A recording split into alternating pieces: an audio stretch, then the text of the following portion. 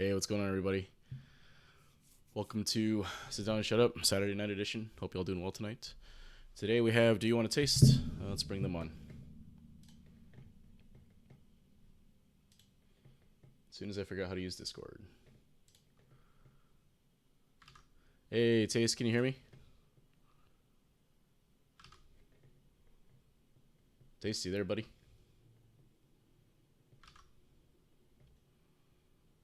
Oh, can you hear me? Yeah, I can hear you now. Okay, Muted? good.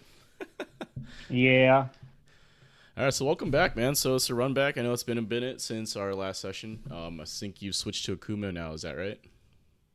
that is correct. Cool. So what do you think you've been having problems with so far on Akuma in general? Mm, so I think I have had trouble with really I feel like I can play neutral game really, really well, like against anybody, pretty Okay. much. But at the point where I have to start focusing on neutral that hard, I become more susceptible to anti-airs or to being jumped in on, and Gotcha. my anti-airs start lacking. Um, Okay. so I think that's probably what I lose the most games to right now. Like I can do anti-air or I can do focus on neutral. I can't do both at the same time. Gotcha. Okay. I think that's more common than you think. Like most players, even at like a higher level, still have to dedicate a lot of mental stack to anti-airing, right? And for good reason, right? Because jumping is such a huge reward in this game, right?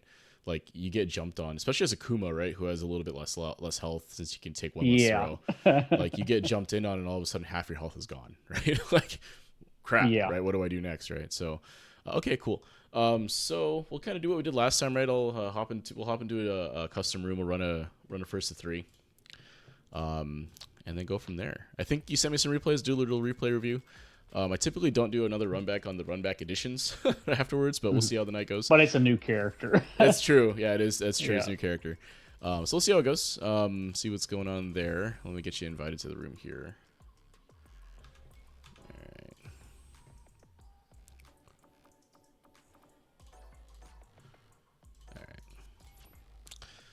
So he did send me some replays. We'll take a look at that for sure. And then we'll see how the night goes for a second run back, potentially. Since it is a new character, I might let you have that. We'll see. All right. All right, cool. So same as last time. I'll go ahead and deafen in Discord while we run this. And might take a little bit to rematch. So good luck. All right, good luck.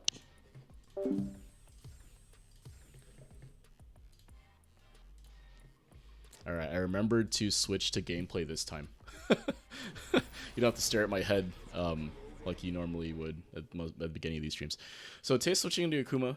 I think this is it's a good character. Switching them, pretty common with Akuma players. I think when they start playing Akuma, it's like going from a Toyota Camry to like a high-end sports car, right? Like all of a sudden, all your tools are so good, and you're spoiled for choice. DP. I called it. Okay.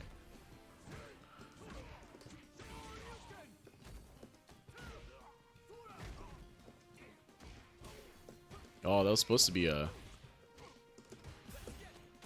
was supposed to be a driver's cancel to come out. Okay, so what I'm seeing right now is that I think when they play neutral, they're able to kind of walk forward and do what they want, right? Because Akuma can do that, right? So they can just kind of do their forward medium kick. Let's see. Oh.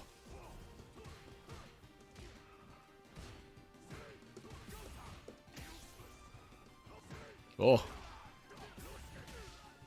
I don't know if that was just me, but there was like roll back there, right?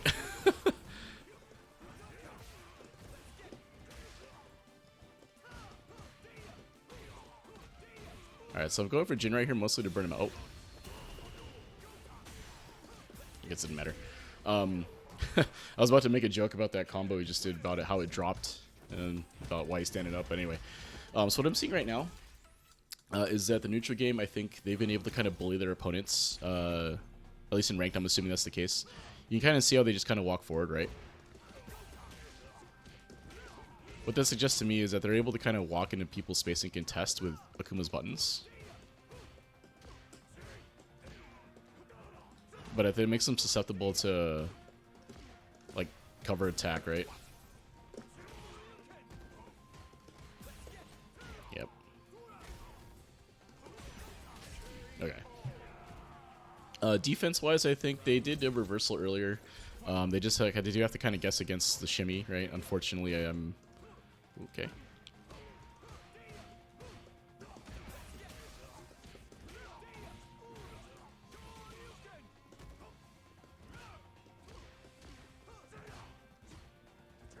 Oh, nice whiff punish. Alright.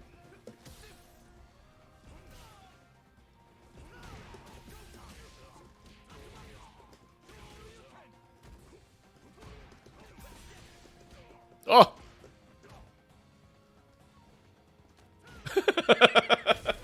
Okay, that was kind of rude. So again, what I'm noticing right now is that I think neutral game wise, right, they're able to bully their opponent, right? That's probably the biggest thing. You can kind of get that sense because they walk forward into my space and contest, right? So if I'm basically doing a cover attack to stop them from advancing, they kind of are not quite sure what to do after, right? So now they're trying to not do that, and now I can just kind of walk up and press, right?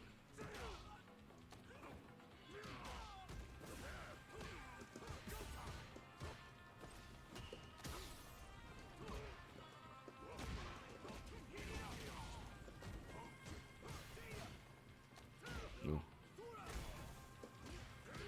Oh, that was a nice confirm. Oh, unfortunately, neutral jump there. Probably not going to be the best option if I DP. Oh, that was a nice challenge.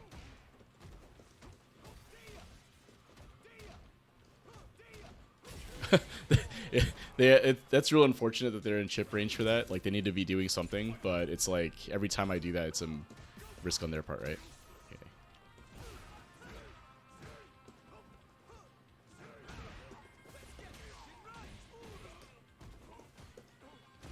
Oh. But for throw that time? Okay.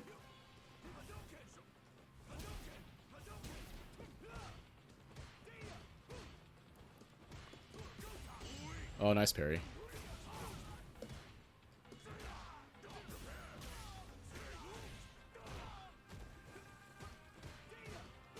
Okay, very good.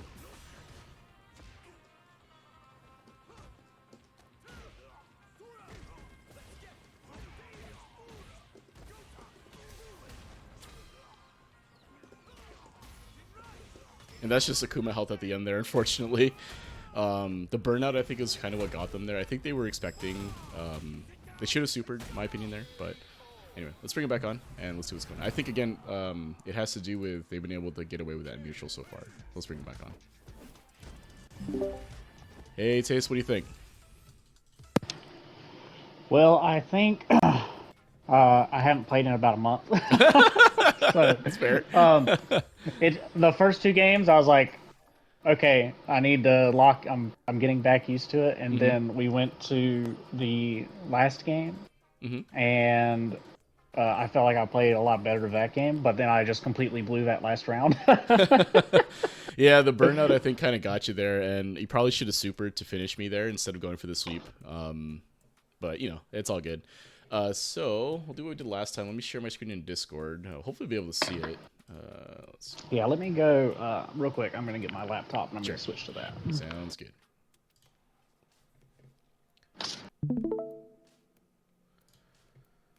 All right. So just let me know when you can see my screen. We'll go from there. All right.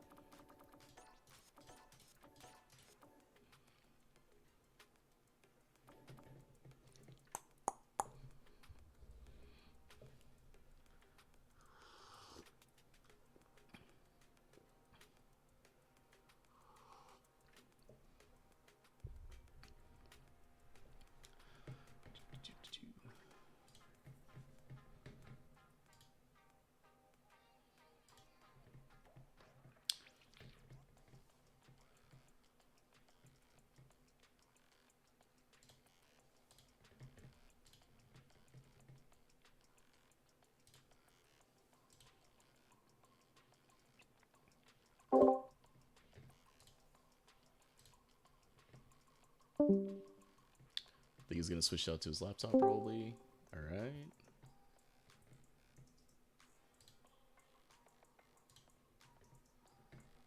Man, Discord is really pushing Ballerina. All right, I'll wait for Taste to get on, and we'll get started on the replay review.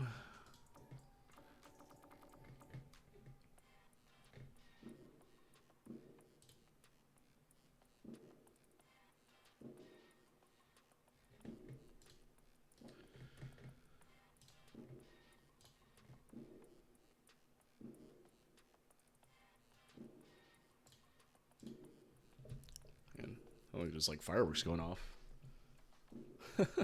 Must be a party a couple of houses down.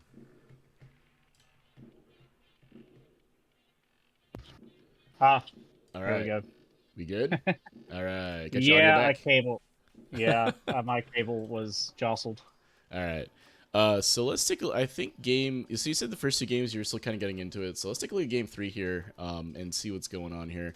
I did note some things in the first two games, but let's see if they manifest in the third game here. We can take a look. So, all right. So the main thing I think right now is that I feel like, and maybe it's just an artifact of you having not played in a little bit, but with Akuma, one of the common things that happens is that, and I was kind of saying this on the stream, is that you go from a character, like say Bison or like Marissa, for example, and you go to Akuma, it feels like you're going from like a Toyota Camry to like a high-end sports car. It's like a Ferrari or something, right? Like all of a sudden, all your buttons do crazy amounts of work, right? Your damage output is like way higher. Well, I mean, not that Bison, doesn't do a ton of damage too, but it's like, all of a sudden everything is just so much easier, right? Like all your buttons do a ton of work, like I was saying. When you jump in, the combo routing is not terribly difficult, right? You don't have to manage like bomb plants or anything like you would for Bison, right? You don't have to do any of that. You just do the combo that you want to do, it'll probably work, right? Like end in hands, end in sweep, end in whatever you want, and you get Oki and all that stuff after, right? So a very common thing when that happens is that Akumas, when they switch to Akuma, like players that switch to Akuma, I think they fall into a little bit of an autopilot trap, right? Where it's like, let me just go ahead and do what I think is going to work, and it'll probably work, right? Like what I was noticing, a big thing for you was you were just kind of walking forward and pressing a button, right? Like you would walk forward and press your forward medium kick, or walk forward and press your crouching medium punch, right? And against a player that is not respecting that in particular, right? Like they're going to challenge that. That tends to get blown up a little bit, right? So let's see if that happens in this game, because I was doing that to you a little bit in the first two games, where it was like you would walk up, not expect me to press and kind of back up, and then I would just press and you get counter hit, right? So let's take a look here, like that, right? Like here, yep. And here I think is interesting too is you were trying to walk up for throw, right? Yeah. Right. And that's something that might work if you had been establishing like that poke in general working, right? Where I would have to wait for like if I was hesitant to press because I wanted to maybe have been getting whiff punish or something like that if I hesitated to press. But I had just been pressing and when you got close, and a lot of time it hit you, right? So I was very incentivized, if you will, to press the button, right? Normally walk up throws again work if you have been consistently whiff punishing me, right? So again, if you want to do it, you can, because Akuma's walk speed is absurd, right? Like not even a second and you're already in range, right? That's how fast he moves, right? So, but again, this was happening more throughout the set, and again, I think it's because in your previous games or games you've been playing, this was okay, right? Like you would walk up and contest, and they would respect it, right? Because it's Akuma or whatever the case may be. So the advice I have here would be, if your opponent is not doing that, like the better option would be for you to not just walk all the way into range, but instead walk a little bit outside of it, right? Like induce the whiff, right? Yeah. So if your opponent's doing it, now if I didn't do anything, right, and you threw me, then keep doing that, right? Like keep doing the thing that's working. But in neutral, like we were talking about the neutral game, right? If this would probably work 9 times out of 10 at this MR, because people don't like to contest this. Like they're so afraid of getting whiff punished that they won't press through. So, but unfortunately, I'm kind of stubborn like that, right? So I'll just press, right? I don't, and do that. So anyway, so you get checked, and then all of a sudden now you're kind of, this has been 2 games in, right? So you've been kind of getting a little bit more and more reserved in neutral as you were not winning as many neutral interactions. So here now you're kind of standing at a range where you're not really threatening anything, right? Like maybe throw a fireball here, potentially demon flip, but I would be able to check either of those options, right? So we're kind of stuck at a standstill. So let's see what happens next. Right? So now it's like you're kind of hesitant to walk up and press, right? So now I'm like noticing this, so I'm just going to walk up and try to whiff punish you or try to just punch you in the face, right? So Yeah. right, and I use, you know, Ken's longer range buttons to do that, right? So if we look at the spacing here and look at the situation, right? So, okay, that was one. Let's take a look at the next one. Right, so right here, right, both of us kind of do something funny, right? We both try to preempt each other, if you will, right? Yeah. So I'm here, right, trying to preempt you pressing like a crouching medium punch or a forward medium kick, right? So I walk into the space where I think it makes sense for you to press that button, and then I press my stand medium kick, right? Because I'm kind of expecting you to press, right? That's why I do this, right? Is to try to stuff whatever you're pressing, right? It whiffs. Now, interestingly, I don't think this was a reaction. I think you were actually just, not reacting to the whiff, rather. I think you were actually just trying to press the button in the right space. No, I was reacting. You reacted to this? Okay. Yeah. It was just late. It's hard to whiff punish. I gotcha. Because this is tough, right? Like, this is 12-ish frames or so, right? So that's a pretty good reaction time, right? If you're able to react from... Now, if you reacted from, like, right here, you know, that's pretty reasonable, I think. This is godlike. If you can whiff punish, this is godlike, right? Anyway. Yeah, I should have hit. If I hit crouching light punch, it might have actually hit. It might have clipped me. Yeah, it might have clipped me. Because the hurt box is still out here, right? So you might have clipped me here. But the startup here and all that, right? 6 frames and all that, and it whiffs here, right? So if you look at the actual spacing, if you will, right? Like, your crouching medium punch would have whiffed from here anyway, right? Right. So if you had, you know, if you preempted it, right? Or tried to whiff punish or whatever, like press a little bit late and hit me, yeah, it would have worked, right? Because the hitbox is out. But if we look at the space back to neutral here, right? Ken's hurt box is already retracted back, and the crouching medium punch whiffs here, right? So what this means, though, is that the spacing here was a little bit off, right? Not by much, right? Like, Akuma's crouching medium punch goes out a little bit, and Ken's hurt box is a little recessed right here, but like, this is just what I'm trying to emphasize here is that the spacing really matters in these situations, right? Like, even it's off by a little bit. Like, if I was paying closer attention here, that should have been a whiff punish, right, for me in that case. Of course, I don't, because instead I was trying to back up out of range because I thought you might press something else or whatever. So I back up instead, right? So you see that there's a ton of time for me to try to press a button here.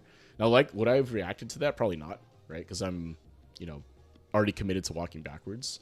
But some players will just press after that, right? They'll press stand light kick here, and then they'll just press that heavy punch right after that, right, and tag you.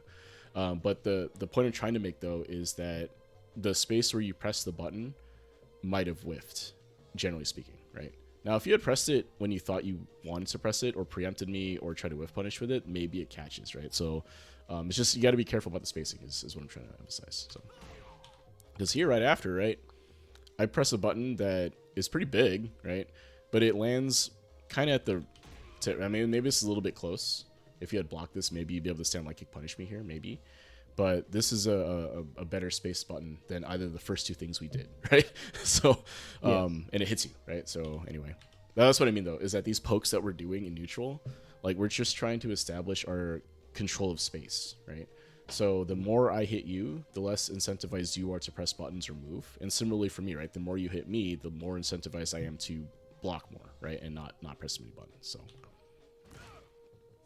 Right, so here, this is pretty good, right? You're trying to stuff whatever I'm doing here with a better button, right? Now, I think you press it here at an appropriate range overall.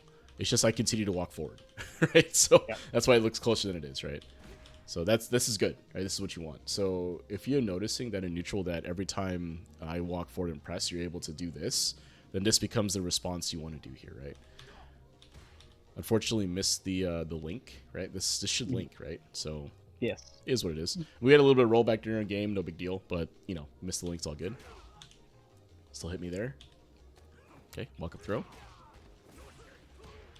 right, so you get checked again. This time it looked like you were just kind of trying to back up, and you were still in neutral, like you were sliding, right? The slid out a little bit before you were able to block, and that's unfortunate for you here. Right. All right, so you had to deal with the mix-up. Right, just block, good. Right, no reason to tech here, right? I haven't really shown throw. Well, maybe I have, but I'm not really in a good spot to throw you here. Even if I do, you take it, whatever, right? Right, and then you parry right after, hold it a little bit too long, but you're able to tech the throw because I came down with the button, right? All good. That's an unfortunate tech though. Yeah, that Right. was a bad take. Yeah. It's tough though, because I think that at these MRs here, like the 14 to 1500 here, after this air to air happens, Yeah, they always grab. yeah, Always. Grab. almost always go for a throw or like a DP, right? So like they'll do this and then EXDP right here, right? As soon as you land, boom, right? Because you're trying to go for a throw. So I think this was an okay reaction to if you were playing someone at a lower MR that was DPing you. I think it would have been a reasonable reaction. Or if this is the thing that happens to you the most, because again, people will do this. But yeah, it's tough, right? You got to defend here, because you are the one that's reading recovery because you just got hit, right? So you have to pick an option. Unfortunately, get blown up for it, but it is what it is. All right, so take the jab. All right, take the throw here. Yeah, I should delay jab there. Yeah, delayed jab's usually good against Jin right here. That's probably like the safer option. If you could have EXDP'd as well. There's some options you can take here, but delayed jab would have been good. Just blocking is okay too. You could potentially delay tech here, but again, it's kind of risky, right? Because you would die if I shimmy you. So, right, good check.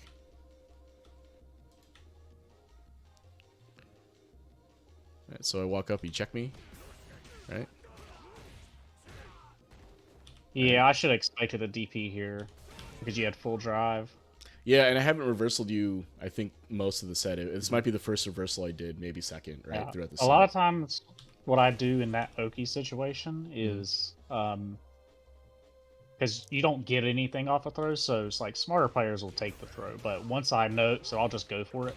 But once I notice somebody's taking, I'll either neutral jump or I'll backdash and then punish the whiff throw from that spot. But you EXTP there, so yeah. So something I'll have you consider here is a delay button, right? So like a delayed crouch medium punch or something, right? Okay. The reason for that is because after this right here, right? So Ken is minus 42. So this is your safe jump setup. If you wanted to take away the EXDP as an option, you can safe jump me. Although I think like depending on the whatchamacallit, the recovery, it may be a little odd, right?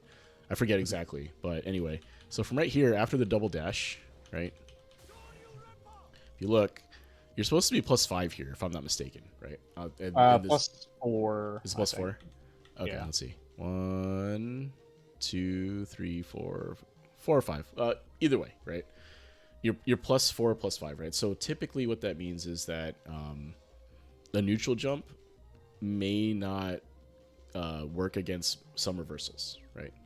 So especially Ken's, right? Like Ken, Ryu, Luke, right? I think Jury, maybe even Cammy, maybe will clip you on the old neutral jump here. So if what you're defending against here is actually delay tech, right? So like you just said, you neutral jump here because people will delay tech or do something else here, right? So what I think you could potentially do here, if you're worried about delay tech, and you can still beat the DP option, is by doing a delay button, right? So you have to be ready to confirm, but the idea here would be for you to do a button, say 3 to 5 frame delay on a medium button. Actually 5 frame delay on a medium button, something like that. So it looks something like this, I think. Let's see if I can do it. Right, so I don't know if you can see it, but you see my input right here, right? Like there's a medium button that came out. Right? Yep. So the idea there would be if the Ken decides to delay tech instead, right? You'll tag them, right? Because if you think about the frame data, like we can show this in the lab in a little bit, but if you think about the frame data, right? You're +4 or 5. That doesn't quite matter as much, right? But when you do a delayed tech, what's happening on the defensive side, right? On the defensive side, you're doing a delayed tech somewhere to 5 to 7 frames, and you're doing a tech, right? So that's another 5 frames or so while you're doing the tech animation, and then it goes into throw animation, right? So what that means is that there's a window between the 5th and 7th recovery frame and onward where you'll be able to hit the startup of the throw, right? Because that's how delay tech works, right? Is that if you do a meaty button, right, against someone that's delay teching, because they delay their tech, they're going to block first, right? And if you go for a throw, you'll late tech, right? So another option here is to do a delay button, right? And what that'll do is it'll allow you to block the EXDP, like the reversal from them, and still apply pressure if they just block, and you'll be delay tech if they decide to delay tech, right? So in that plus situation, you want to delay your button a little bit just to make sure that the hitbox of, you know, the active frames of your move line up with at least the startup of their throw, if that makes sense, right? So it's a little bit of a manual thing because there's not really like great setups, I think. Well, maybe there are, but a lot of time it's by feel, the actual delay button, right? But that is an option you can add to your offense, right? Because if you think about what you're doing when you neutral jump, right, you're kind of option selecting against a couple of different things, right? Like if they wake up button, you know, their button will come out, but they may be able to DP you if you neutral jump, whatever, right? If they immediate throw, they may recover in time to DP you, right? Like immediate throw, right? If they do a delay button or a delay tech will definitely get blown up because you'll land on them, right? They'll be in recovery. Delay button, depending on the delay in the button, you may be able to come down on them with a button, or they may be able to anti-air you. Like that's kind of a toss-up, right? If they do anything else, typically they'll be able to anti-air you, right? So if they do nothing, they'll AA you.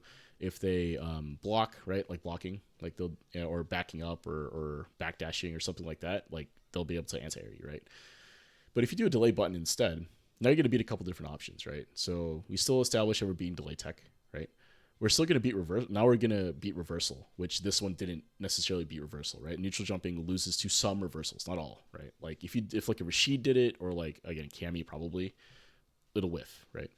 So that's what I mean is that like if you're going to pick an option in that scenario, like you're thinking, oh, I'm afraid of the reversal, and I'm wanting to blow something else up, right? I want to beat delay tech and reversal. How can I do that? And delay button is a way, and you can do that with delay button, right, on offense, if that makes sense, right? So basically what I'm trying to get at is that if you are going to like pick an option you're going to beat, it kind of behooves you to pick an option that would beat not only the option you want to beat, but maybe some additional options if possible, right? Because if you do a delay button, I mean, you do kind of lose to some things, right? Like if they do an immediate throw, you'll lose, right? Like if they do that, a wake up button will hit you out of their pressure, right? Because you're delaying, so you'll block, right? So they'll be able to just take their turn or hit you, right? Like on block. If they do like a delay option on their end, you'll be able to hit them out of it, right? Depending on what button they press, right? Like on the frames line up or not.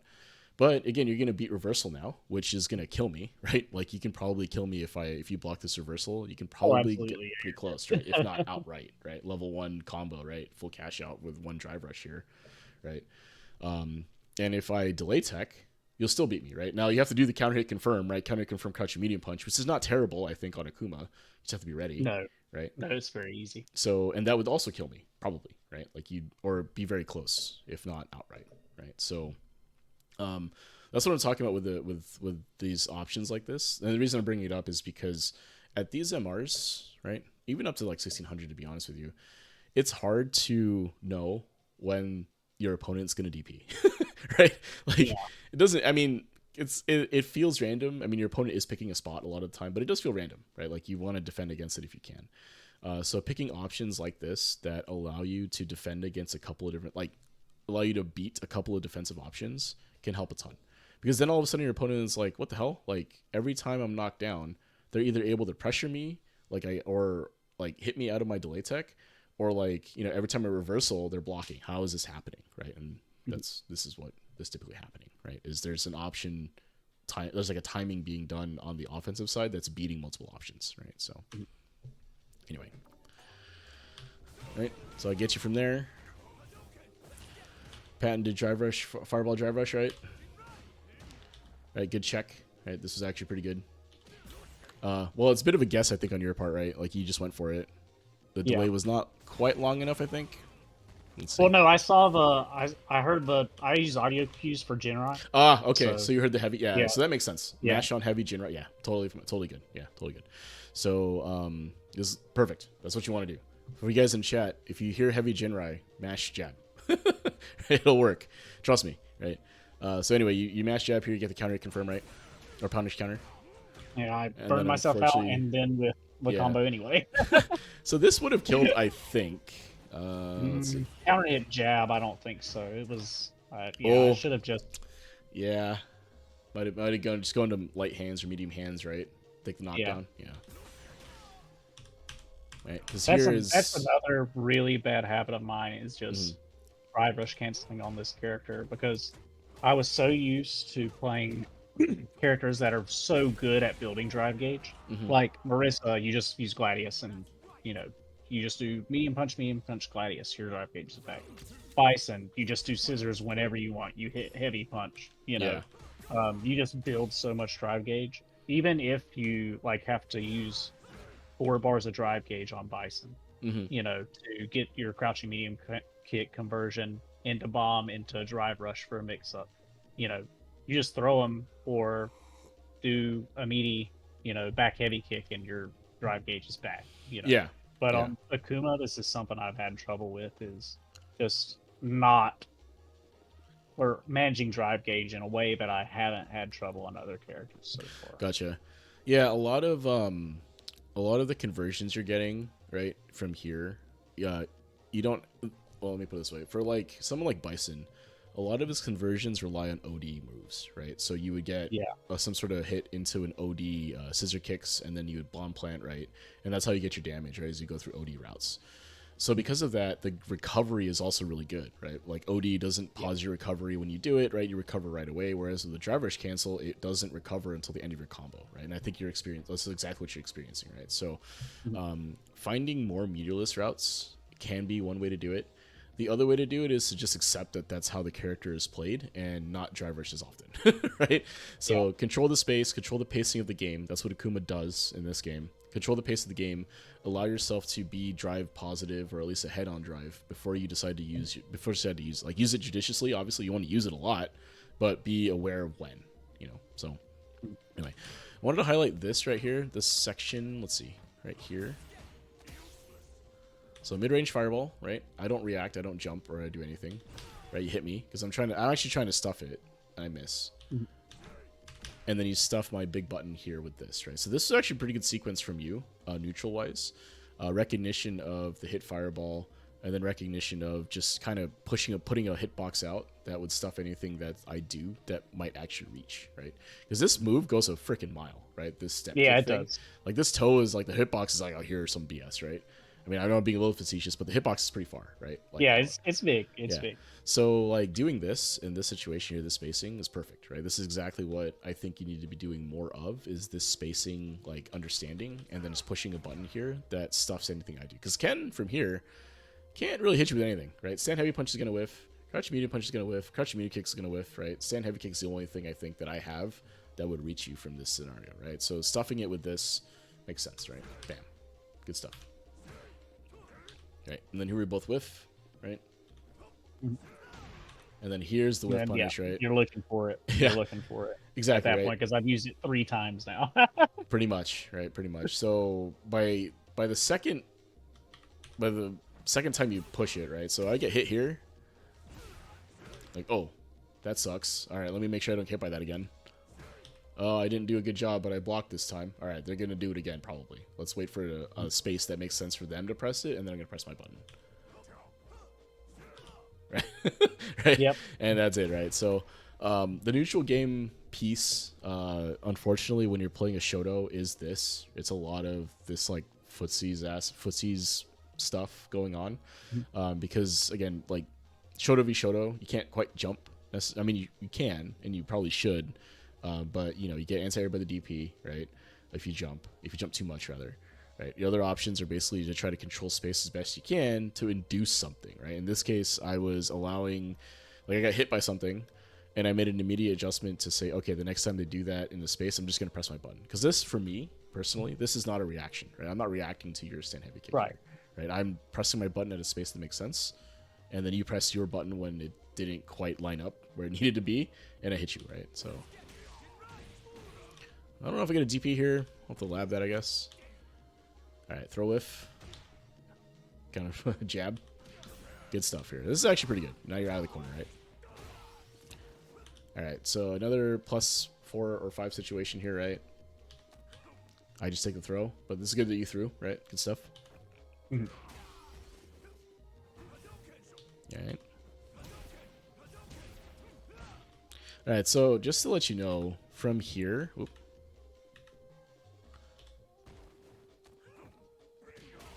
so Ken can't really contest your fireballs from here, right? Like that spacing before you do the demon flip. Like Ken can't really out fireball you from here. Like if you decide to go full zone and just start throwing chucking fireballs here, there's not a whole lot Ken can do, right? Like I have to navigate the zoning if that's the case, right? Yeah. So you go for demon flip here. So I'm like, okay, maybe he doesn't want to necessarily throw fireballs. So I step kick after this fireball. Right. So right here though, like could you have kept me out potentially, right? Oops. Mm-hmm. But this is predicated on your demon flip. So if you had just zoned here, maybe you're able to gain some space by throwing a fireball walking forward or doing something like that instead of going for the demon flip here, right? Because if you look at what the demon flip did, right? So right here, if you look at the space, right, you're kind of at this like middle hash mark of here, right? Like, mm-hmm. right, and I'm here, more like 3/4 or quarter into this hash, 3/4 in from the whatever you want to call it, like this thing here, right? You do demon flip. You gain a little bit of space, right? Because that's the point, right? Is for you to try to walk into the corner. And then you kind of give up that space by not committing to the zone plan at that point, right? Mm-hmm. Instead, I think if you had committed to the zone plan without the demon flip, you might have been able to gain a little more space, is what I'm trying to get at. Right. Now, this situation here is neutral, but, you know, sorry, go ahead. Sorry, I was just going to say, my fireball game, it's gotten better, but it's still not very good. Gotcha. Like you have fireball. I a lot of times I will just not throw them because every time I throw a fireball, I get jumped in on. Literally every time. Mm-hmm. And it's like you'll probably see it if you look at the Ham Jam matches. There's a lot of times I throw a fireball and he just jumps it because I'm so predictable with my timing. So yeah, and it's just something you'll have to get used to, because I did jump on one of your fireballs too, right? And that kind of was like, okay, now I'm not gonna throw fireballs anymore. But, yeah, exactly. But that's something you'll have to work through, I think, because one of the stronger points of Akuma is that he's able to zone with his fireball effectively, right? You can throw fireballs to get me to a spacing where you can anti-air my jump, or you can just take up space, right? Throw a fireball, walk forward. Eventually, I'll have to get in, or like you'll be able to, push me back a little bit. Chips take some drive with it, right? Establish that you own that space, right? So, good parry here. Good counter here, right? So, if you look again, spacing that was good for the button. Press here, makes sense, right? I press something a little bit late, and you're able to stop this, right? Yeah, and I was going for the level 2 combo here, and I should have just went for it. It was I think it was just muscle memory. It messed me up. Sure, that happens. Is what it is. I think if you had level 2'd me here, would have been good, right? Kill me, take the game. And then, but the unfortunate situation now is that you don't do that. You have to take an Oki situation here, which I quote unquote defend. In other words, like you weren't able to open me up here. Now you're drive negative here, right? I have basically one drive rush CA now, right? You have full resources here too, so you could kill me at any point if you land a hit, like at this point, right? Like, no question, a straight hit will kill me. So let's see what happens. Good parry. And then the drop here is what gets you, I think, right? Yes, that's unfortunate. Yeah, and then, that's all short. Yeah. I was panicking by that point. I was like, oh my god, I was literally like, I could have won this round twice already, and I screwed up so fast. yeah. And then unfortunate Akuma action here because he's kind of lightweight in this sense, right? 3 interactions, now you're dead here, right? So, anyway, if we were to take anything from this game, though, I think that your control of space is okay for the most part. I think you actually win this round overall. It's just a couple of drops that got you, I think. Because you're able to get out of the corner here. Right, making some good guesses against the drive rush here, defending the mix-ups well. Right, that sequence right there that you were controlling space with the forward medium kick was perfect.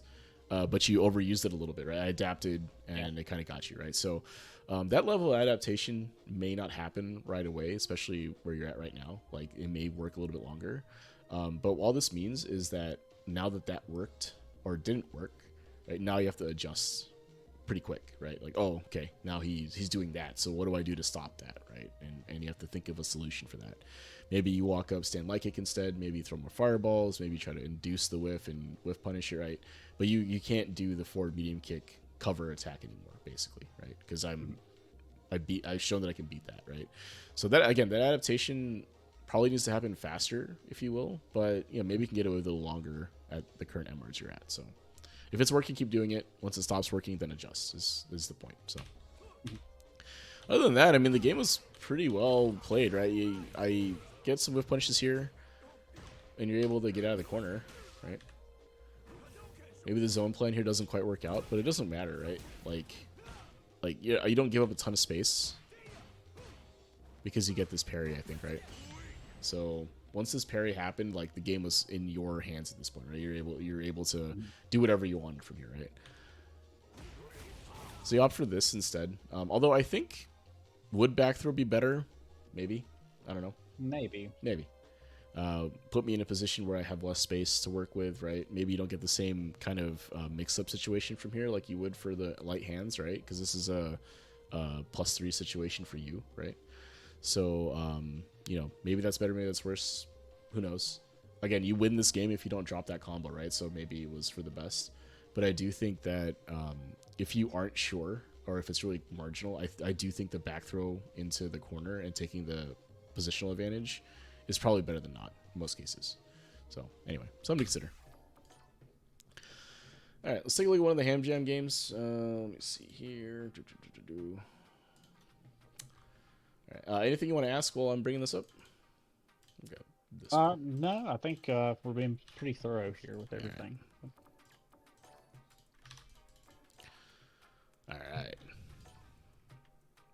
All right, you get around on this one, so let's watch. See what happens.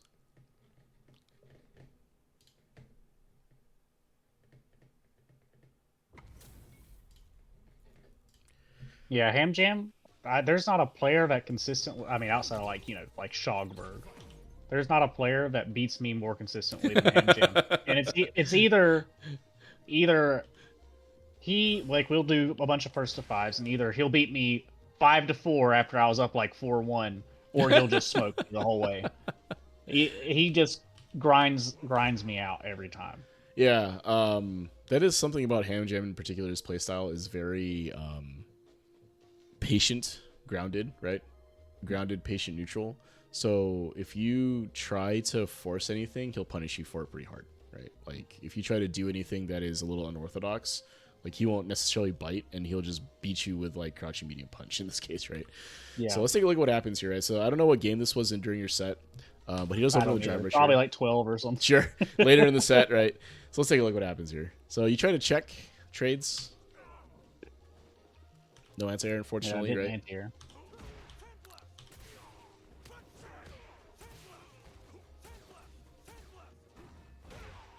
Okay. So here is interesting, right? So let's take a look. From this situation here, right? Luke's throwing fireballs, basically, right? To keep you out, more or less, right? But your fireballs are just as good. So you can throw a fireball from here, and it might not be, a bad idea. The main thing that's happening here is they're trying to keep you out, right? They're trying to induce you to do a jump or a demon flip or something. So I think, like, typically when Lukes are trying to do this kind of zoning action with sandblasts and stuff, this is pretty reactable, right? So I think something that is worth looking into is being able to parry this, right? So walk and parry when you see the wind up, right? Parry, and you're able to parry the sandblast, right?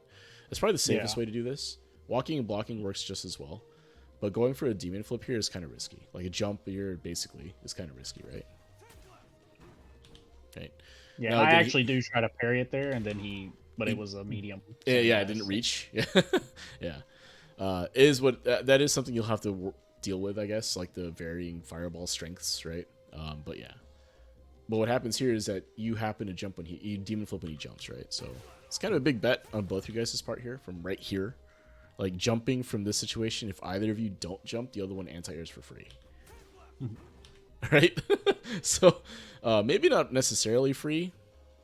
You'd be close. Like you'd walk forward DP, right? They'd walk forward DP, right? So it's not like, it's not unreasonable to think that if you're walking forward and they jump, you would just DP them, right? I think that's, I think we both can agree there, right? If you just walk forward, you can DP them, right? So, all right, so this is a juggle opportunity. Let's see if Ham Jam DPs you here. Nope. Okay, it's fine. No. All right, so here what happened? You get counter hit on the stand heavy punch. What happened here? It looks like you pressed. Yeah, I did press because I saw him, walking forward, and I tried to stuff him. Because I expected him to walk up and try to throw me. I did not expect him to hit heavy punch. Stand heavy punch here. And you look at the timing, like he timed that up real nicely, right? If you look, he timed that up where it was like perfectly meaty. So what I will say is that if you are going to challenge here, challenge with your 4-frame in that scenario, right? Challenge with your fastest button in this case, right? Because if you think you're gonna walk up throw, then a jab will actually stuff that better than a crouching medium punch here, right? So the spacing may not be correct overall. Let's take a look. All right, so he presses it super early here, so you actually had a little bit of time to react. But if he doesn't do the stand heavy punch here, right, and goes for walk up throw, let's see what happens, right? So I'm gonna have Luke do the walk up throw. So maybe that does work, right? From that position, right? Can't do anything if he walks up throw. Now, does the Luke go for walk up throw in that scenario in the back roll? Maybe not, right? Because if you look, that's far, right? That's pretty far for a throw. So that might be why he did this instead, right? So additionally, what's kind of dangerous about trying to wake up with a medium there is that it puts you in a whiff punish position, right? Oh, yes. Right. So, a jab might be the same idea potentially where that happens, but if you're trying to challenge with this, so I'll take a step back. If the spacing didn't make sense to push the button, you typically don't want to push the button, right? Would that have made sense if you walk forward? Probably, right? But is he going to walk forward? Like, if you think about the Luke's position, right? Like, am I going to walk forward and throw from that far away? Might be a little risky, right? So, of course, we can talk about that all day because we know after the fact what happened. But, like, if you think about that situation you were in, like, right here on wake up, like, this space is pretty far, right, in general. Like, you can't throw from here for sure, right? Luke would have to walk pretty far to throw you. So, if I was in your position here, I would consider not a throw, right, and consider something else coming in, right? Maybe I try to defend against a meaty button, or maybe I just block, right? Like, assume they're going to do something that is not a throw because it's too far, right? So, fortunately, you do get hit because you try to challenge. And again, maybe this challenge works in that spacing if Luke doesn't do anything or Handra doesn't do anything here. But the spacing should dictate that option being available to you or not, right? From this position here, if I was you, I don't think I would consider a throw as something I would see. And I don't know if I'd wake up with a medium button here, right? I think, personally, I would probably just end up blocking if this is me in your position. Now, again, if this is game, like, 17 or whatever of your guys' set, and he's doing something... We were way deep in this, I'm telling you. And if you're anticipating a specific read here, like you're making a read on the player, then more power to you, right? If you thought this was going to work at that point in the set, then I think that's fine, too. But if we're talking about just the spacing aspect, then it's difficult to justify the crouching medium punch here, right? Like we saw it whiffs, right, from the position you were in, and you get a pretty easy whiff punish, right? And it gets stuffed by pretty much anything that Luke could do here, right? So doesn't cancel. I guess he didn't do anything. Maybe going for something else didn't go anything. Okay. Plus frames. Ooh. Back throw? Okay. Knuckle. Alright, so how did this play out, right? So parry, charge knuckle gets you here, but doesn't get the perfect, right? That's probably why. He went for perfect knuckle here, didn't happen, right? Oh, okay. And then whiff punish, right? Or sorry, punish, right?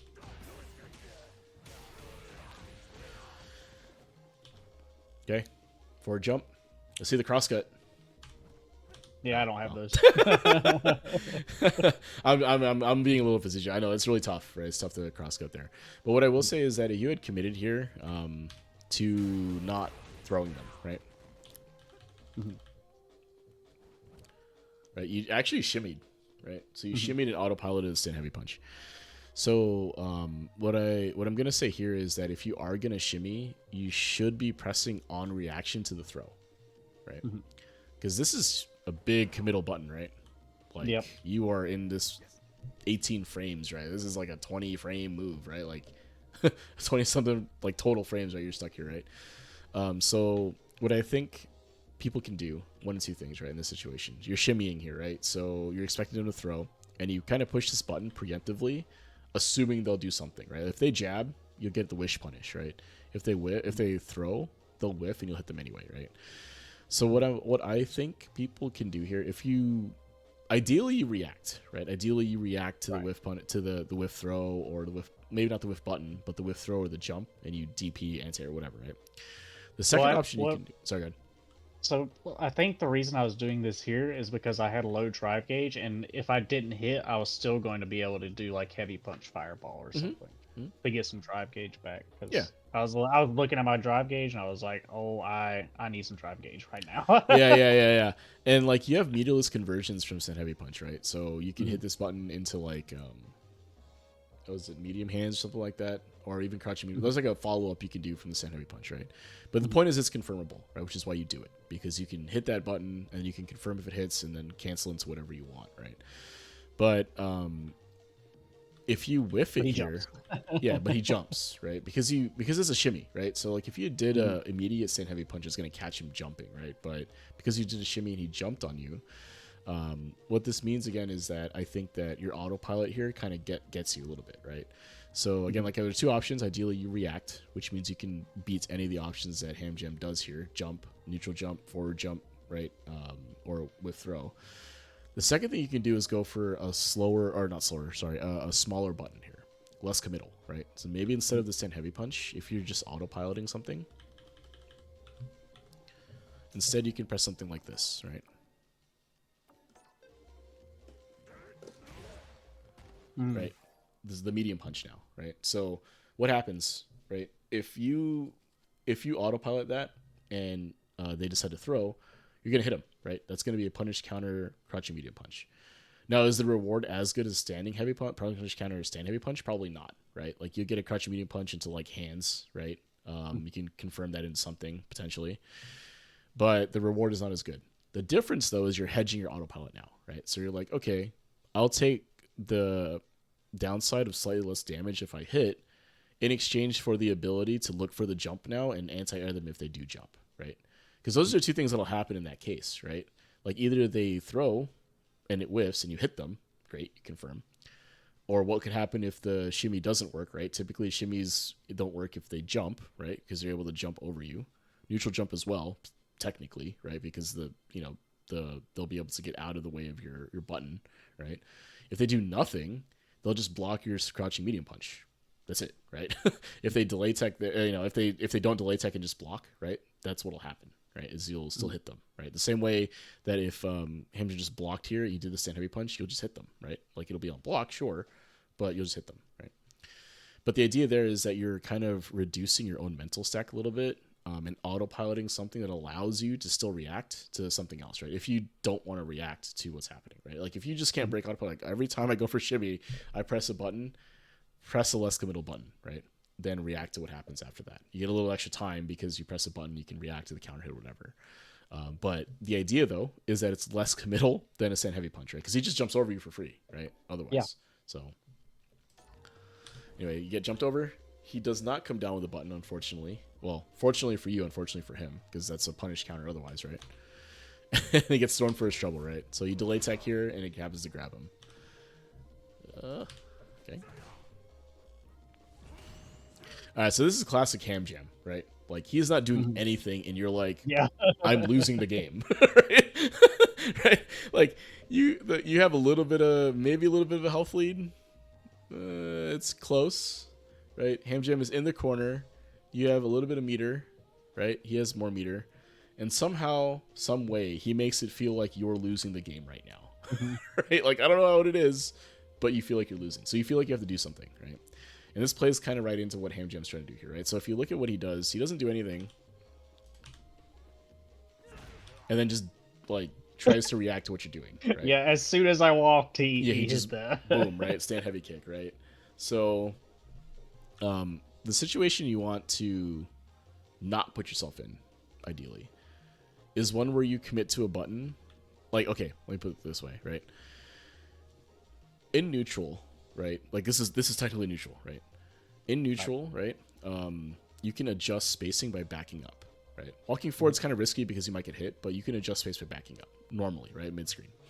But in the corner, you can no longer back up, right? So, like, if you think about the footsies triangle, right? The trilemma that everyone talks about, right? You can either walk up and hit them, you can hit them as they're walking up, or you can walk forward and back to induce a whiff, right? So in this case here, Hamjam can't walk back to adjust space anymore, right? So that means he can't really, like, whiff punish you in that regard, right? So imagine, like, if you walk forward, press a button, if this was the mid screen, Hamjam has the option of backing up and then pressing his own button to catch you, right? That's an option for him. Here, that's not the case anymore, right? Like, the only two options available to Hamjam now are to either walk forward and press a button, or press a button as you walk forward, right? That's really it. He can't back up anymore to adjust space. So what this means is that you control all the space in here, right?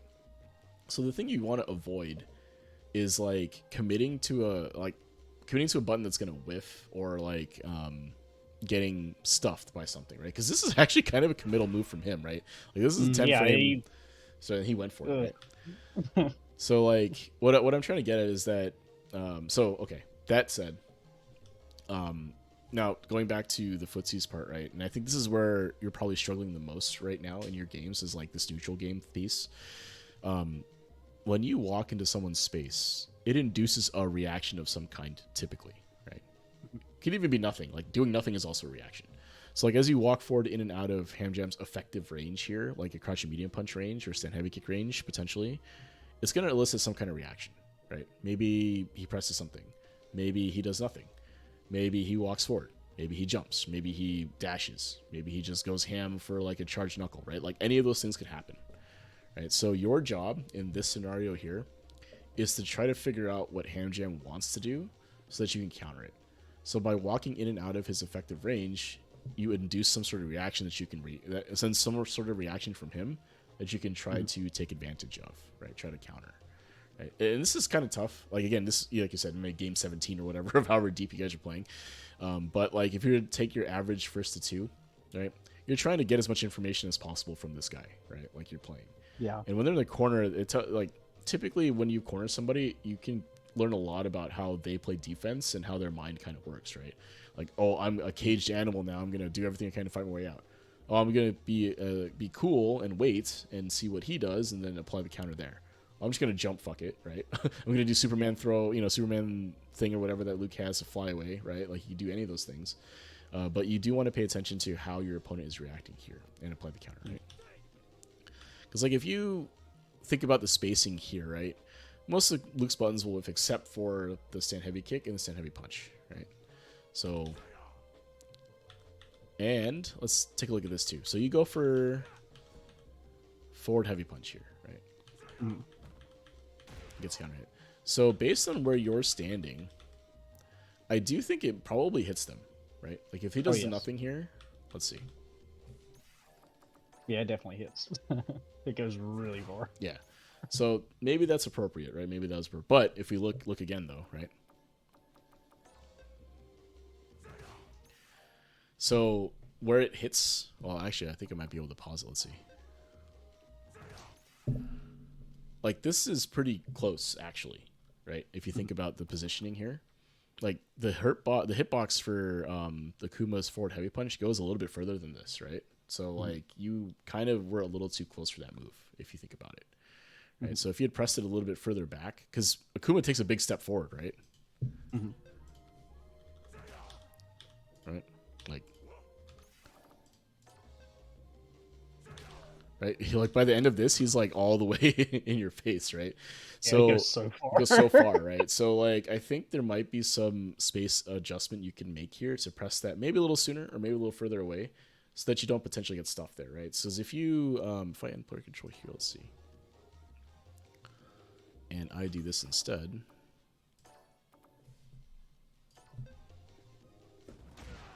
Right? Oh.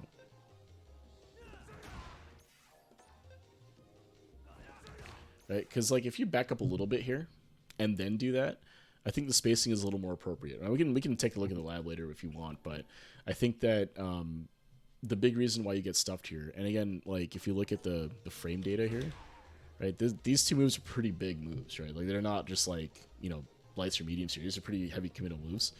I think that if you had backed up a little bit to get the correct spacing on that forward heavy punch, I think you actually tag Ham Jam here. Because you're standing at a space where he thinks his forward heavy kick is going to hit, or stand heavy kick is going to hit you. Right? So if you had backed up a little bit and pushed your button at the correct spacing, I think you would have tagged him instead. Right? Now, of course, you don't know that he's going to do that and all that stuff. And looking back is how we, we knew it was going to happen. So it's hard to be like, oh, we can do this or that. But I do think that at the end of the day, if you're pressing the correct buttons at the correct spacing, more likely than not, you're going to do well. Right? Like we see here, like a lot of times the mistakes of like getting punish countered or counter hits really come down to the space between the characters and the timing you press the button to some extent, right? But most of it is spacing. Right? I'm pressing a button at a spacing that I think makes sense for that button. Now, if that space is a little off, you might get counter hit, right? But you saw when I was looking at this, like I was able to just kind of move back and press the button like a frame later, and it actually hits Ham Jam as he's coming forward, right? So. Ooh, are you dead from this? 9K hell. Jeez. 3,400 damage for that? Come on. Okay.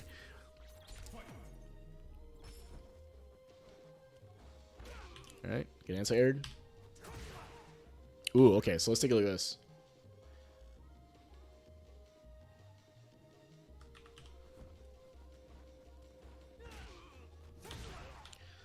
Like this crouching medium kick is not gonna reach, right? Like clearly, Yeah. Right. So you got to be careful on the autopilot on this. But again, this is another situation where it's like, does the spacing make sense for me to press the button or not? Right. No. So that was good. This is what you want, though.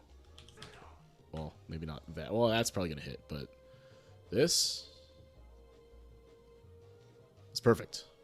This is textbook what you need to be doing, right? Poke with this range, force him to block, right? Even though you're -4, unpunishable, right? Like Luke can't do anything from here that'll hit you, basically. Like his jab won't reach, right? 4 frames won't reach, so it's perfect, right? Also good here, right? Push the button, he blocks it, right? You had a space that makes sense. Maybe a little close, but it's okay, right? This isn't punishable anyway, right? So here though. Yeah, press while minus. Yeah, pressing while you're minus, right? So now what I'll say here is that Ham Jam doesn't press immediately, right? He actually waits a little bit, right? Yeah, his minus frames are done here. Yeah, you're actually technically in neutral at this point, right here, right? This is totally fine. So what actually happens is he presses a faster button than you, right? So from here, lights will reach, right? Stand light kick. Probably even jab from Akuma's jab, probably reach, right?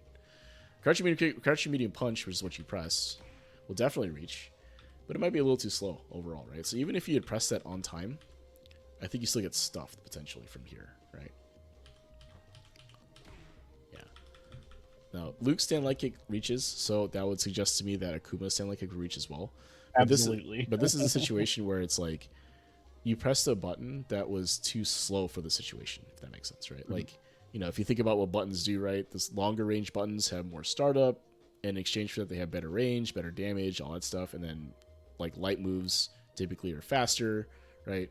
But they have shorter range, right? And do less damage, right? But if you're too close, you negate all of the disadvantages of the... Sorry, what I'm saying here. If you're too close, it doesn't matter, right?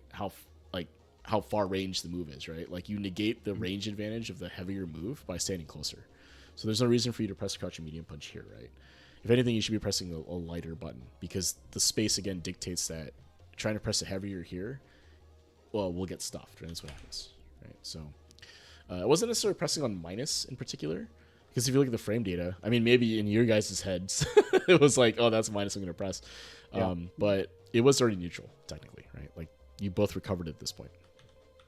And if anything, like Hamjam should have been pressing sooner if he wanted to take his turn back, right? Like he should have been pressing crouching medium punch. You know, looking at it, because this was a long time ago, I think I was actually trying to frame trap him here. Okay. With the minus frames, I think I was trying to wait for him to jab, like hoping he would mash jab there. Okay. And then It's I like can catch him. in the I space think that's trap? what was actually going Okay. on. Yeah. Gotcha. Because if Hamjam jabs here, let's see.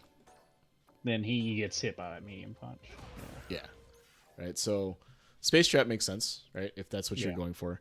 It's a tougher one. It's a bit of a wish punish, right? Because you can't react to that, right? So you have to commit to pressing the delayed crouching medium punch, right? Because it's difficult to with punish to jab. So I don't hate that. It's just again a little bit close, right? So as if he presses not a jab, but if he presses the stand light kick there, I think he actually tags you. So let's see. Yeah, right. So if he mashes 4 frame, space trap works. If he mashes 5 frame, doesn't quite work, right? So now was that correct or not? Hard to say. I like the idea. I think it makes sense. It's just if Hamjam is not taking his turn back aggressively with 4 frame moves, or is understanding again the spacing on his part, where he's like, oh, I can't press my 4 frame there even though -3 because it's gonna whiff, right? He doesn't press it, then is what it is. Also, right, because of that situation, since he's -3, he can actually press crouching medium punch here for free, right? So, oh, I guess it doesn't work. Oh, okay. Yeah, it's really maybe nasty. that's better than I thought, right? Yeah. It's a nasty spacing trap. So if that's the case, then I totally get it, right? That's totally fine. If Hamjam goes for that there, he just didn't bite this time, is what it is. So I take all that back. This is actually pretty good if that's what your intention was, is to try to space trap there. I think that's totally fine. That said, though, the spacing needs to be a little bit better, I think, on right... Let's see.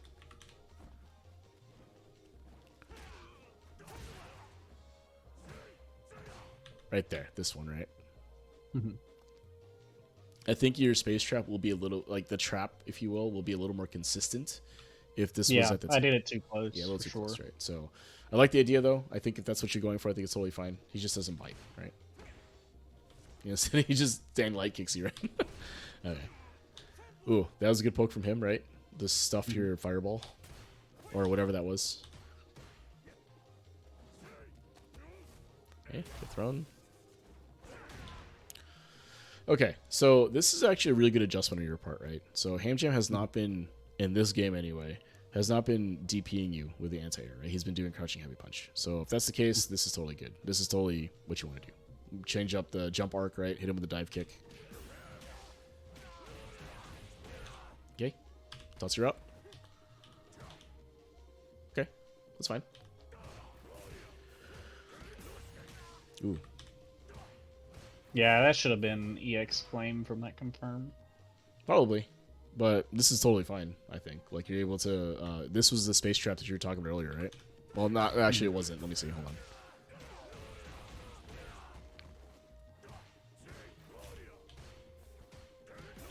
Okay. Instead, it was just, like, the space allowed you to press that button after the flames, right? After the hands.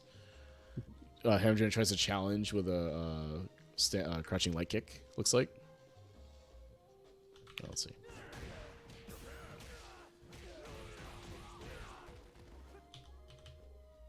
Okay, you press your crouching medium punch, right? -1. A little bit greedy here, but Hamjam doesn't press, right? Totally fine. Then here he tries to challenge after the flame, after the hands. You block. Ah, okay, so he got greedy. So that's what happened. So this is the opposite situation. You actually played this well then. So he does this on block, right? And you're +5 after this. So he shouldn't have pressed. He shouldn't have pressed after that, basically. He got a little greedy here, and he punched him for it. So I think this is great. I think this is actually what you need to do, right? Because if you look at the frame data here, like, you're going to stuff anything he does, basically, right? So he got a little greedy there, is what it is. Ouch. And I drop. That's all good, but ouch. Yeah. Bit of a lower punish here, but it's okay. Not quite sure. Like, a lot of times, like, you see that punish is because you weren't expecting the the block and the whiff. And you're like, oh, and then you got to punish it. Yeah. Does this work? Oh, okay. That's good. So go for the wake up here. All right. So Ham Jam on the last legs here. Guess for game. Delay light, right? So beats the delay tech, pretty good stuff. I do think that you could get away with a delay medium also, and that might be a little bit more damaging a route, but it's totally fine. Yes. Yeah. Anyway.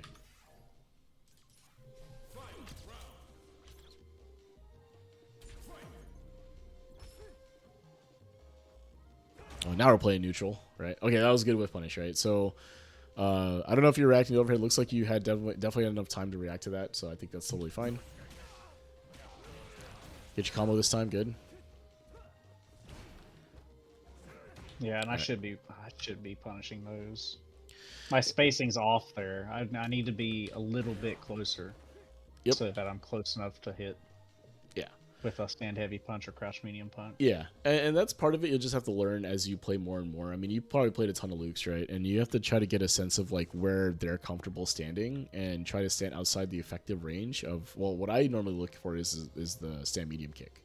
So I'm standing outside of range of the stand medium kick, and that happens to work pretty well for most of the other buttons that Luke has, right? So, and it's typically the button they press the most anyway, right? So try to stay in range because it is further than I think their crouching medium punch. So if I'm at stand medium kick range, then I'll be safe from most of the buttons as well, right?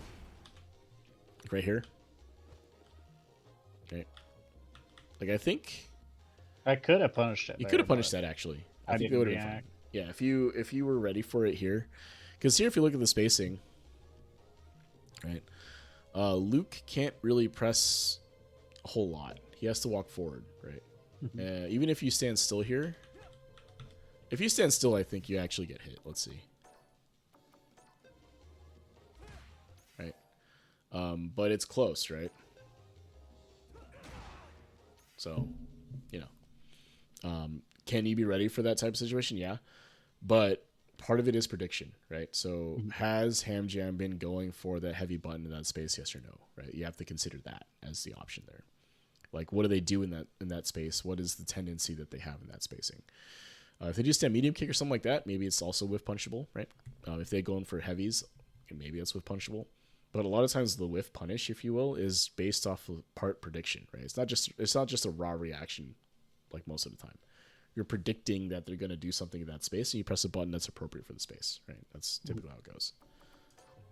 Now, could you whiff punish this better? Probably. Be ready for it. But it's tough, because what if Ham Jam jumps here, right? Yeah. What if he does drive rush? What if he does the fireball, right? Like, all these options are happening. That's Street Fighter 6, though, right? Is that it's a high mental stat game, so. And he does jump, right? Yep. What if you look at what led to that jump? You whiffed, and maybe he assumed you'd whiff, or maybe he assumed you'd press your button to take your turn, whatever. But you press something here, it gets punish counter, right? So he jumps. Good block. Okay, I like the option, right? Has Ham Jam been going for follow buttons after the drive rush overhead? I'm assuming he has been, right? So going for the parry makes sense. Until he throws you, I guess, right? Oh, this is nice. Yeah, and I didn't get the cancel. Yeah, no OS. Yeah, I mean, if you're gonna go for parry there, right? Maybe OS something potentially. I mean, if you're parrying here because you thought something else was coming and it happened to perfect parry, I think it's fine too. Like, there's nothing wrong with just landing a perfect parry here. Right? You don't lose anything. If anything, you're just missing a little opportunity. But is that opportunity super big? I don't think so. Perfect parry here. Maybe press a button. You know, maybe it catches him. Right, if you OS this, what do you get? Drive rush, crouch, medium punch. Ah, that would be pretty good, right? Yeah. OS the drive rush, that'd be pretty good. And I was late there. Yeah, this one, I think you had this. You had the right idea already. Yeah. Oh, well, you're backdashing, right? So, or at least you're back. Oh, you're just walking back. Yeah, you could have pressed. Yeah. Oh, no, I did that specifically to make that whiff because it shifted my hurt box up. and I missed my whiff punish anyway, even though that's what I was exactly what I was going for. Yeah, it had a lot of frames to react to that. Should have just pressed. It's just bad. Ugh. That's unfortunate. So the idea is there, though, right? I think you have the right idea in terms of neutral, right? You want to induce whiffs, you want to exploit tendencies, and I think you have the right idea here. Just execution was the last part, didn't quite happen. So, Yeah. all right, the stare down, right? What do you do from here? Try to jump. You get through the sand heavy punch, right? So that's something that's really common, actually, too. When you get into this scenario right here, both of you are waiting for something, right? Clearly, you're outside of Luke's stand heavy or crouching heavy punch or crouching medium punch because he presses it and it whiffs. Right? He just pressed it here, right? Come on. Why is this taking so long? There it is. What is Akuma doing with his mouth? Yeah, I know, he's like talking, right? Like the idle animations in this game are hilarious, especially when you go through frame by frame. I think the game kind of does something funky when you're doing it this way because like Akuma is like talking, right? He's having a conversation with Luke, right? But clearly, like this is established that you're outside of his crouching medium punch range now, right? So what do you do?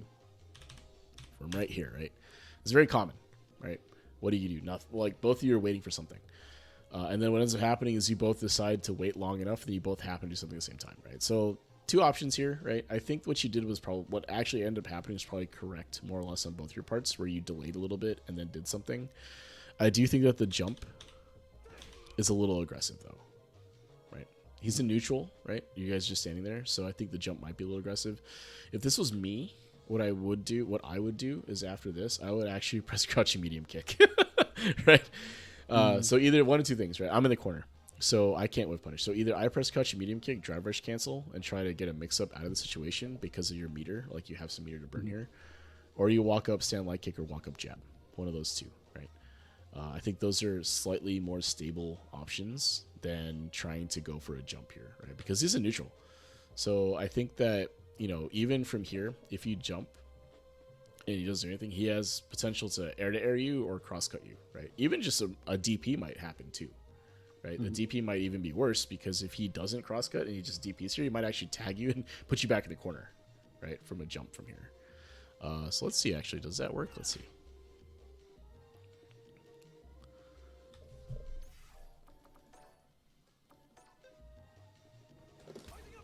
Maybe not. So he'd have to cross cut you there. And, again, kind of an aggressive option to get out. You're going to take some damage, but you will be out of the corner. Or if Luke airs you here, it's actually pretty bad too, right? Oh.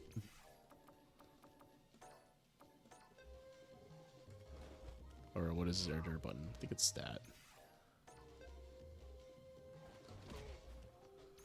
I don't know if Hamjan's been doing that, but you see that option sometimes too because it keeps you in the corner, right? So like they're just waiting for a jump or waiting for that option, and then they'll jump back and air you, right? That's an option. If you expect to jump. Now, of course, what Hamjan does instead is he goes for the stand heavy punch, right? And it happens to tag you jumping, right? Now, again, we're looking at this, hindsight being 2020, but if you consider your options in that scenario, right, what could you have done? I think the more stable way to get out of the corner is by doing sort of driver's cancel or by walking up, pressing a button, right? You have to take some risk in the corner. I think jump is a little aggressive, but an option, and I'm not necessarily against you doing that. It just happened to not work this time, right? But you are going to take damage, right? Like you're trading that damage potential basically, right? So, ooh. Yeah, we're just. This is fantastic. This is me after like an 8.5-hour shift. Just got home and booted up Street Fighter, and I'm playing Ham Jam at midnight. That's Gotcha. This DI was risky too, but I like it. No, excuse me, pardon me here. The issue here though is that this DI is actually pretty unsafe. Like Luke can counter DI here, right? It's his counter hit. So that's a tough DI to do, right? Luke can counter hit from here. So like if you mash DI,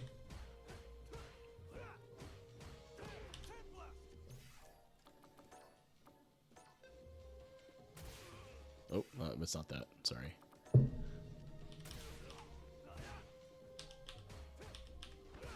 I think it's this one. Mhm. Right, so that's enough Yeah, time. and then to, I'm dead. Yeah, and then you're dead, right? Or pretty close to it, right? No, I'm absolutely dead. Oh yeah. You're going to Memphis, right? You're going to Memphis here, so, but yeah, just be careful on that DI. Like that one is not necessarily a good one to try. I think like there are a couple of strings you can DI. Stand heavy punch into Sandblast is not one of them. Get away with it though. Okay, just Tatsu him from there. I do think you have a side switch you could probably go for, but it's fine.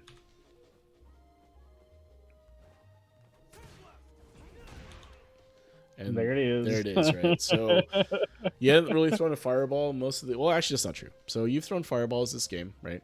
And most of the time, they're at this range, right? So even in our game, if you look, when I jumped on you, it was about this range, right? So there's something inherent about this range for you in particular that's inducing you to throw a fireball, right? So is it a wrong thing to do? Not necessarily, right? You can throw a fireball from where if you want. It's just you have to pay attention to, like, what your opponent is doing in that scenario, right? And if you're constantly getting hit throwing fireballs there, maybe don't throw fireball, right? In that range, it is a little close. It does work though. Like if the ham gem doesn't do anything here, you can throw fireball, walk up, and then forward medium kick, right? That's like the perfect spacing for that, right? Right, like I know we were looking at the not quite the right frame, but the spacing I think was about the same, right? A little bit like here, right? So anyway.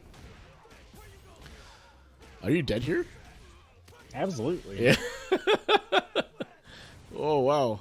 Okay. Well, he could have killed me. He didn't cash everything out. Cash out, but it's okay. So you have one more guess here. What's going to happen? I think you get thrown.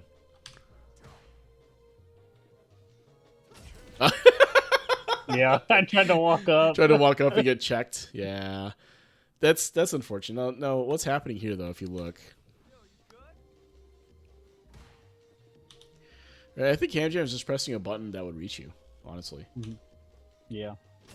He just happens to tag you as you're moving. Right. So what I'll say here is I don't think your Akuma is doing that poorly overall, right? I think you're actually playing pretty well. The main thing I think is that you are tending to autopilot into really good buttons, right? I think that's like, again, the Akuma trap, if you will, right? Everything is so good that you can just kind of do what you want. So if someone's not allowing you to do that, you have to pay a little more attention to the button selection and the timing, right? So like, when am I pressing these buttons? What spacing should I be pressing them at, right? And then you might want to get a little more comfortable with some of the other tools like the forward heavy punch, right? That kind of moves forward, right? Do that. And then on defense, I think for the most part, you actually make pretty good defensive options, defensive selections, right? Your options there are usually pretty good. You guess wrong is what it is, but I do think that you do an okay job of defending Oki, right? In our games, right, the way I run my offense tends to overwhelm you with the amount of times you have to guess, and then all of a sudden it feels like you can't guess anymore, and then you make a mistake, right? And that's how I get you, right? So keeping that in mind, like defending against what I'm doing and what Ham Jam versus what Ham Jam's kind of doing here, which is like when you play against me, a lot of times if I knock you down the corner, I'm going to do something right. What Ham Jam does is he knocks you down and then he plants, right, and waits for you to do something again and then beats you, right? And it makes a lot of sense for him, right? Because if his neutral game is what he's relying on to win, then why not stay in that state as much as possible, right? Why not? Why am I taking the risk on Oki where you could reversal me or do something else when I can just let you get back up? There's no risk to me potentially for letting you do that, and then I'm just going to play neutral again, except now you're in the corner, right? So yeah, it makes total sense for him to play that way. If he's playing to his strengths there, right? And if that scenario, it becomes, can you effectively navigate out in a stable-ish manner, right? Can you contest space with your lights? Can you stop him from walking up with your mediums, right? Or can you make the read and make a jump, right? Can you go for a walk-up throw, right? Like you have to try to play that neutral game without being able to back up, and that's really hard. But with Akuma, you have a pretty good set of tools to do so, right? Good forward walk speed, good pokes, right, to try to contest space to force him to back up, right?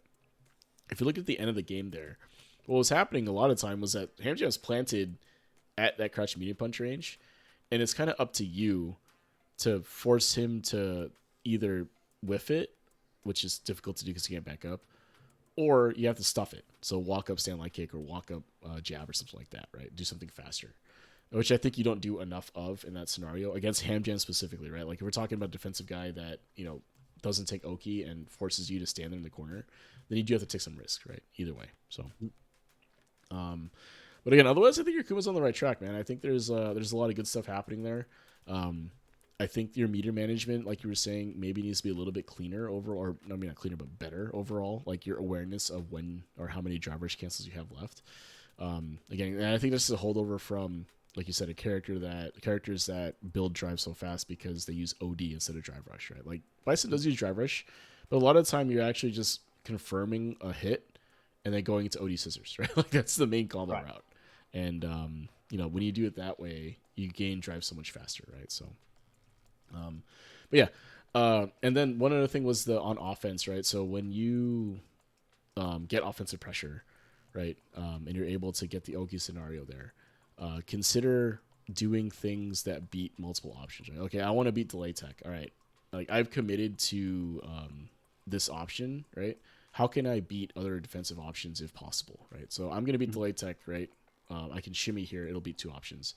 In a situation where maybe on neutral jump, I'm only going to beat one option instead, right? Like if they ODDP, I might get hit here, right? And maybe the situation means you can't necessarily shimmy, right? Like if you're +5, if they immediate tech, they'll grab you, right? So you have to consider adding a few more layers to your offense here, right? This is probably the right time for you to start trying to do those things, right? Delay timings, like a delay tech on offense or delay button on offense, right? Going for more throws, I think, right? Like changing it up a little more, probably go a long way, right? But make sure you're using those setups though, right? Like you go for the go for the sweep ender, 4+42.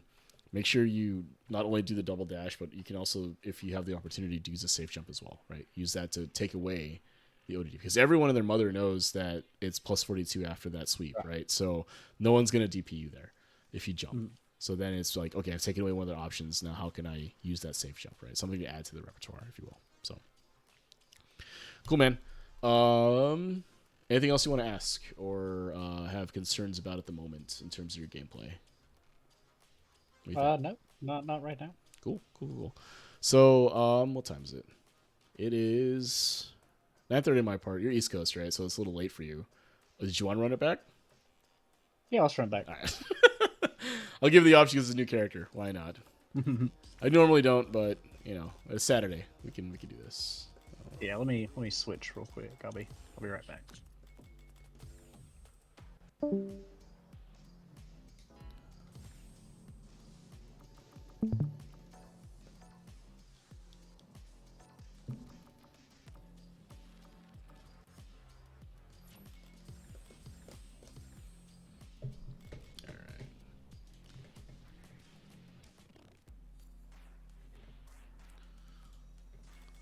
Leave the mics hot because it's funny, and we'll go from there.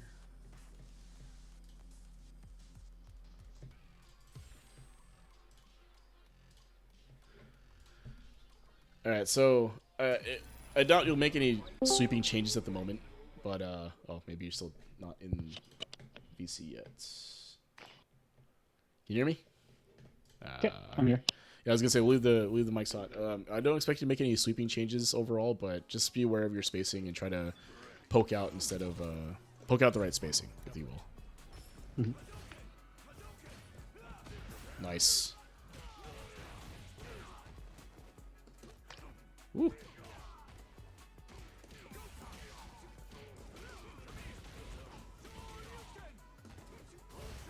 Oh shit. Baited. Oh, went for it again. Demon. Hey, I was like, he's sitting here talking about how good I am on defense. I'll show him how much I'm. He's gonna be like, yeah, he's gonna sit there and play defense. Nah, fuck that. Nice. Oh, got Shit, a DP. messed up my DP. Oh, that was nice. That was bad punish. Nope.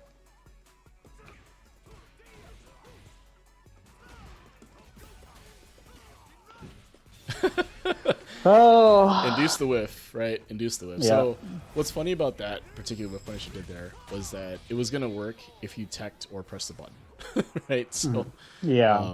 I did predict a little bit. I pressed a little early, but you see what happens, all right? Is if I'm pressing into space that makes sense for my stand heavy punch, it'll clip you, right?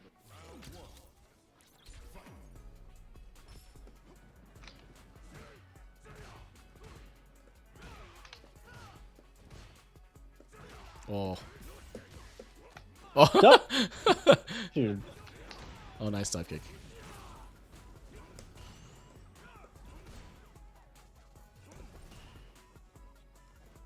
Oh, he didn't throw a fireball.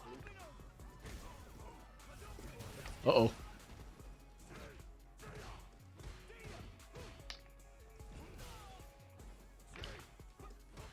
That's supposed to be DP. No, no. Oh, went for tech.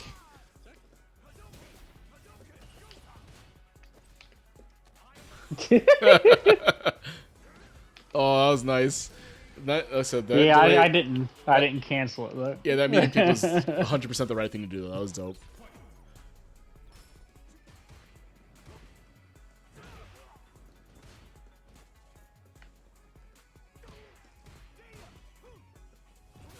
Ow. Shit, I've got to start doing that.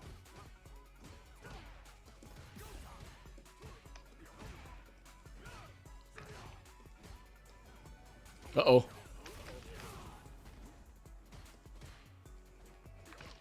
Oh. No! Oh, that was just rollback, I think. Ah!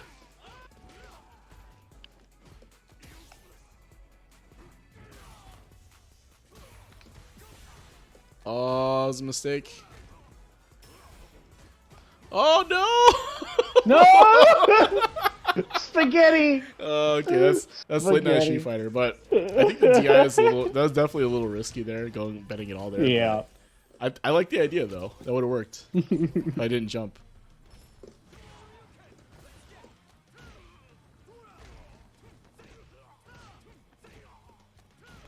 What? That's totally fake, but if you don't do anything and block incorrectly, it'll hit you.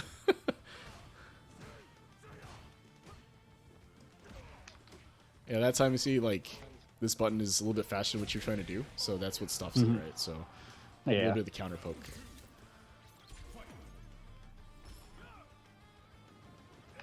Nice sweep.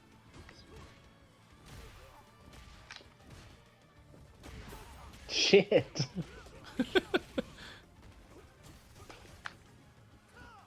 Oh, nice.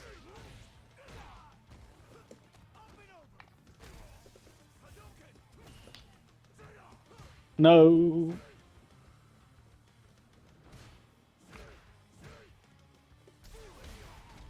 Oh my god. Oh no!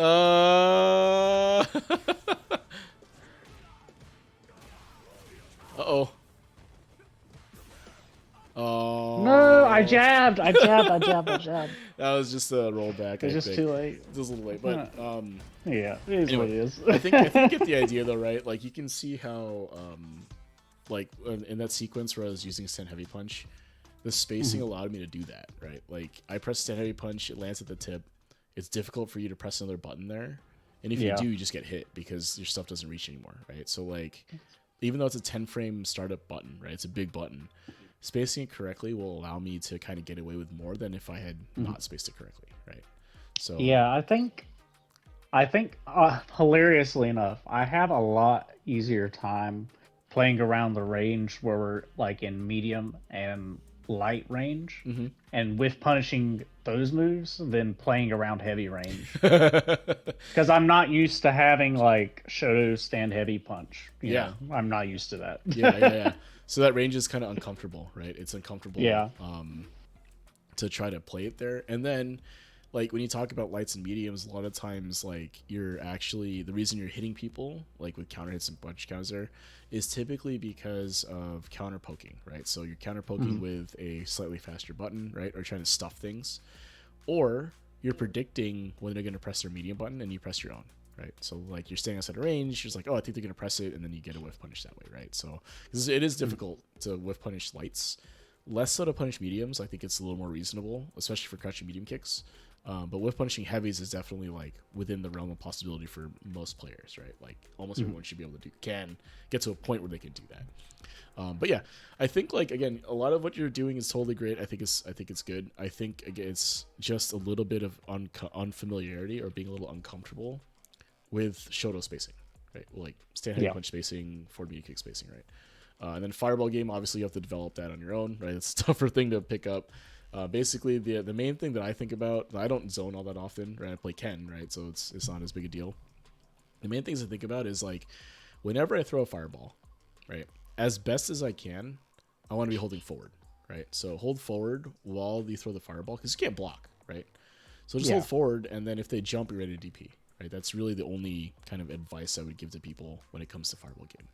Otherwise, the rest of it is like by feel. You have to space things correctly. You have to have an idea when they want to jump. How can you induce them to jump potentially, right? Like those types of things you have to kind of lab out and figure out yourself, right? Unfortunately.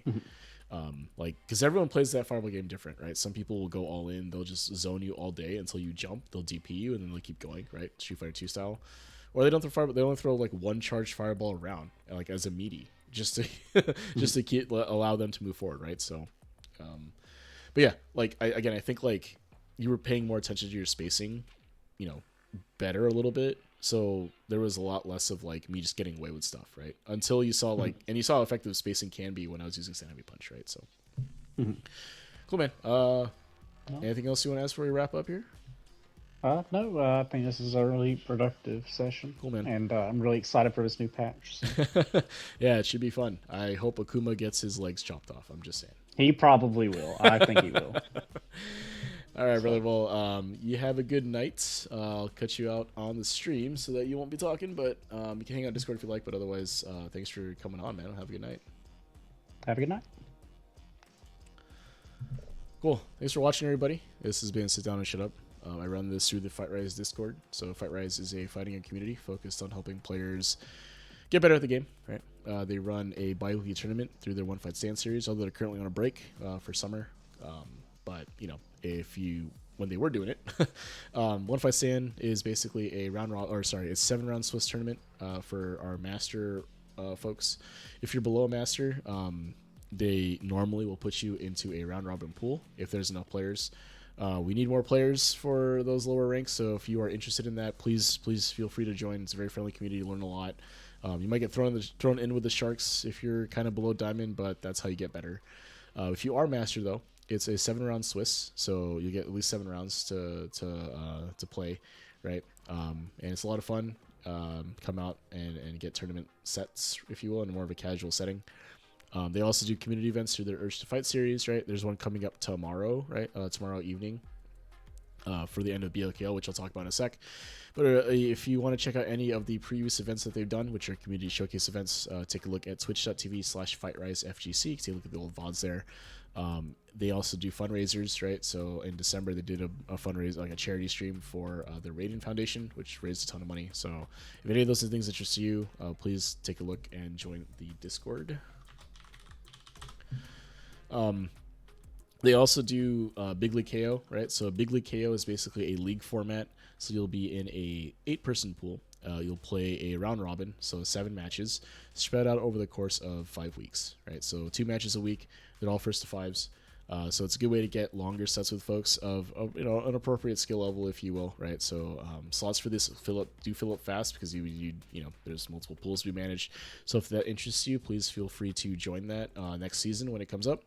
It's a lot of fun. You get a lot of hype matches because they're first to 5s, and then at the end there's a playoff, like a postseason bracket, if you will. And it's a lot of fun, right? You get a lot of high level matches, longer sets, right? It's a good time. If you liked what I was doing here and you want a session like this for yourself, please join the Discord. Take a look at the Sit Down and Shut Up channel. There'll be instructions on how to join the queue to get a session like this, to get into the queue for it. That said, I'm also part of the Newbie Fight Club. So Newbie Fight Club is a fighting game community focused on helping newer players get into the game. Specifically Street Fighter 6, actually Street Fighter 6 for the most part, but other fighting games as well. People play some 3D games like Virtua Fighter and Tekken, if people still play Tekken. And they have lobby nights every Monday, Wednesday, Friday. So if you're looking for casual games, right, in the Battle Hub, it's a good way to go.